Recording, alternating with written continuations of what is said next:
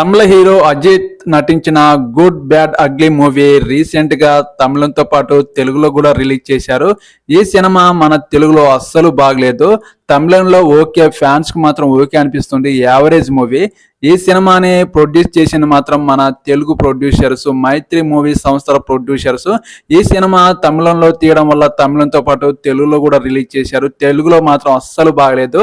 ఈ సినిమాని అజిత్ ని దృష్టిలో పెట్టుకొని ఈ సినిమాని చేయడం జరిగింది.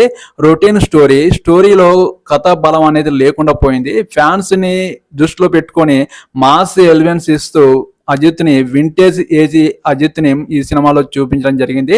ఈ సినిమాలో అజిత్ 2 క్యారెక్టర్లతో చేయడం జరిగింది. ఒకటి ఏకేగా, మరొకటి రెడ్ డ్రాగన్ గా చేయడం జరిగింది.